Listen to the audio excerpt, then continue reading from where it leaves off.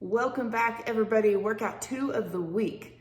This workout, you have a list of exercises, top to bottom. And these exercises, you're gonna go through a certain number of times for 60 seconds, and then you'll go back through for a certain number of rounds for 30 seconds. Alrighty, guys, let's get going.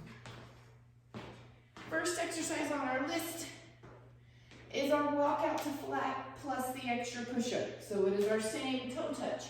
Walkout, lower to the ground, back to plank, then add a push-up, and walk back. We did this one a few weeks ago, so you should remember how it is. All you're doing is adding a push-up after you hit the ground.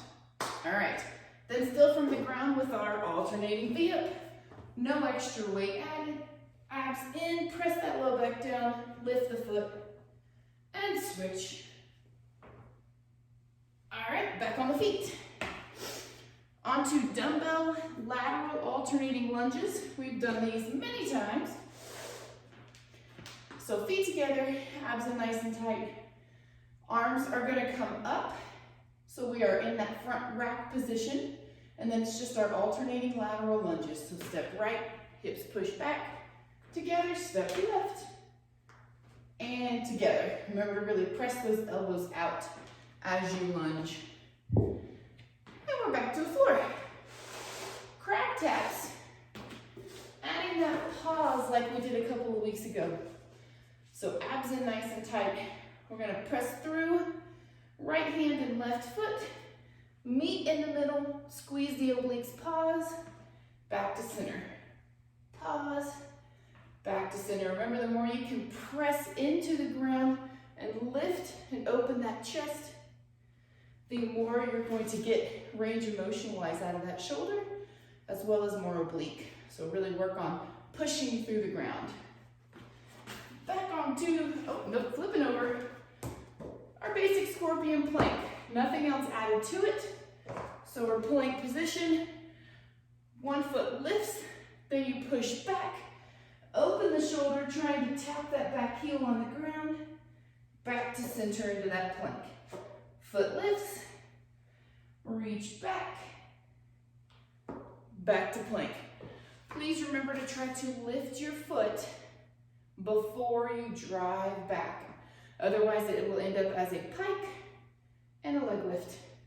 We want to see everything go back together. So nice long line from the leg in the air, through the glutes, through the spine, to your shoulders. All right, we have our reverse lunge tap, no dumbbells. All we're gonna do is step back into our lunge, chest nice and tall, tap that back knee, all the way back together. Step back, tap, back together. One thing I want to see you really try not to do is to drop your chest and put your foot down and then tap. Breaking it up that way, we are eliminating how much weight that back leg's going to take. So chest nice and tall, step back, shift your weight back, tap, and drive back together. Alrighty, kettlebell swing is next. Kettlebell or dumbbell, depending on what you have, but the heavier the better. Otherwise, you'll feel like you're just kind of standing still, throwing an arm around. So, abs are nice and tight. We've all done kettlebell swings before, so use that glute. If you don't have a real heavy weight, you're welcome to take a single arm approach. It'll at least feel like you're doing a little bit more, but this exercise right here is just intended to kick that heart rate back up a little bit. So don't worry too much about your weight being too light. You can take a little single leg, a single arm. You can move the legs around if you've done these with some alternating legs. That's fine, you can get creative.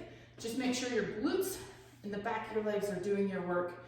Don't take it into that rounded back position, and try not to lift with the shoulders. If you have any questions on swings, please send me a video of what you're doing or why it may feel wrong, and I'll talk to you about it and work you through fixing that swing.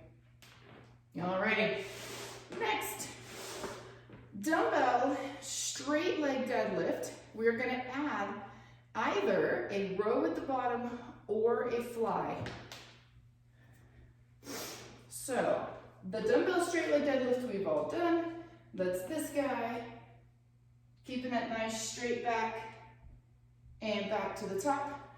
So at the bottom, we're either going to add a high row or a fly, or a wide row would be a better way to say it. So facing you, I'm either going to end up palms facing my legs, elbows go out wide for my row, and back to the top.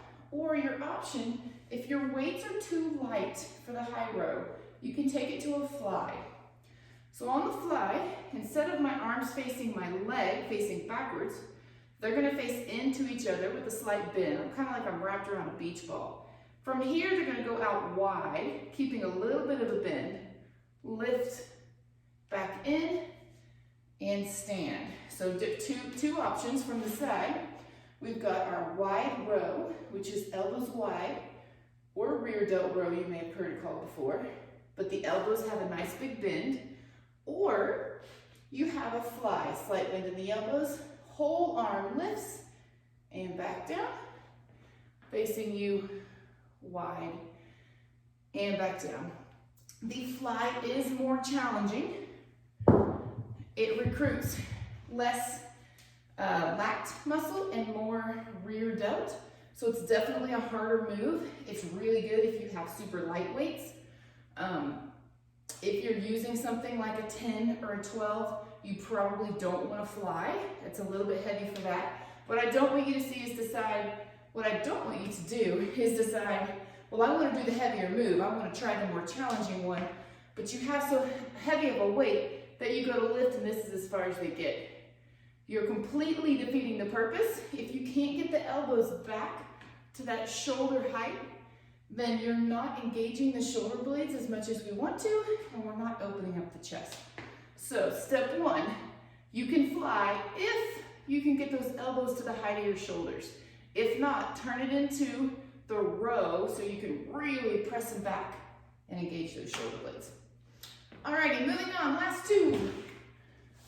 Super easy, we've got our tuck-ins and our sprawls. So tuck-ins from flat, same nice big reach. Pull up enough that that low back presses down. Tuck it all in and back away. And finishing with our sprawl. Again, just like Monday, we're not going to flat. It is just our sprawl to plank. So squat, plank, squat, and stand. All right, guys, have a great workout.